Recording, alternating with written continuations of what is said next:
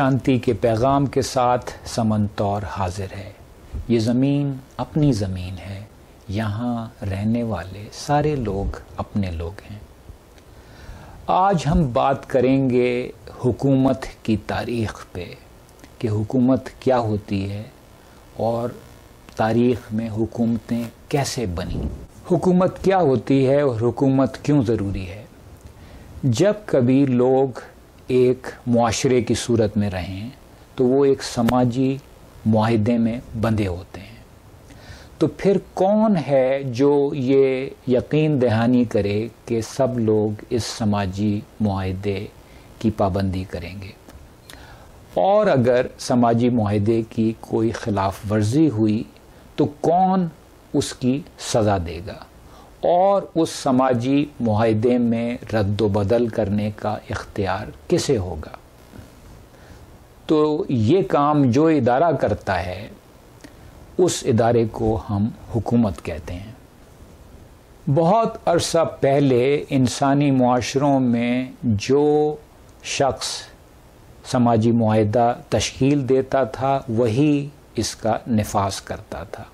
یہ دراصل بادشاہتیں تھیں جس میں بادشاہی بتاتا تھا کہ سماجی معاہدہ کیا ہے اور پھر بادشاہ ہی اس کے نفاذ کا کام کرتا تھا۔ ہمیں تاریخ میں ایسے بادشاہ ملتے ہیں جو بادشاہت کے ساتھ خدائی کا دعویٰ بھی رکھتے تھے اور رعایا ان بادشاہوں کی پوجا کرتی تھی اور ان کی ہر بات کو خدائی حکم مان کر تسلیم کرتی تھی۔ اور بادشاہ مشیروں کی ایک جماعت رکھتا تھا جس کی مدد سے وہ خاص فیصلے کرتا تھا۔ چھاپے خانے کی ایجاد کے بعد لوگوں میں تعلیم بڑھی اور لوگوں کو سوال کرنے کا شعور آیا، اور سب سے پہلے یہ سوال ہوا کہ کسی بادشاہ کو کیا اختیار ہے کہ وہ سب پہ حکومت کرے، اور پھر رفتہ رفتہ یہ بات سمجھ میں آئی کہ حکومت سب کی مرضی سے ہونی چاہیے۔ نمائندہ جمہوریت ایک ایسا نظام ہے جس میں عوام سارے لوگ مختصر مدت کے لیے کچھ لوگوں کو حکومت کرنے کا اختیار دیتے ہیں۔ ایسے نظام میں احتساب کا عمل انتخابی عمل کے ساتھ مستقل جاری رہتا ہے، یعنی اگر آپ کو کچھ لوگ ناپسند ہیں تو آپ ان کو اگلی بار منتخب نہ کریں۔ گو کہ جمہوریت ایک اچھا نظام حکومت ہے، لیکن بعض جگہ پہ ہمیں جمہوریت ناکام ہوتی نظر آتی ہے، اور ان کے پیچھے 3 مختلف عوامل ہوتے ہیں۔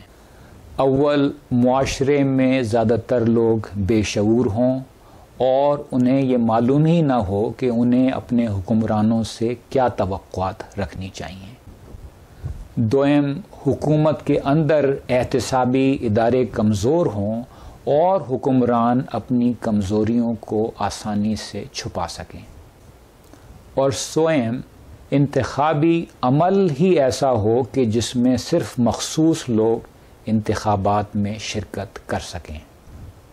جمہوریت ان جگہوں پہ کامیاب نظر آتی ہے جہاں لوگ پڑھے لکھے ہوں اور باشعور ہوں اور اپنے مسائل کے بارے میں اچھی طرح سمجھتے ہوں، اور ایسے لوگوں کا انتخاب کریں جو ان کے مسائل حل کر سکیں۔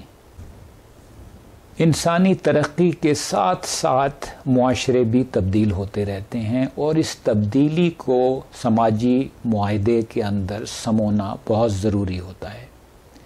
جمہوری ادارے یہ کام کرتے ہیں کہ جس طرح معاشرہ تبدیل ہو رہا ہے تو تمام لوگوں کی مرضی سے سماجی معاہدے کو تبدیل کریں، اور ایسا جب سب لوگوں کی مرضی سے ہوتا ہے تو اس بات کا زیادہ امکان ہوتا ہے کہ وہ سماجی معاہدہ سب کو قبول ہوگا اور لوگ اس کی پابندی بھی کریں گے۔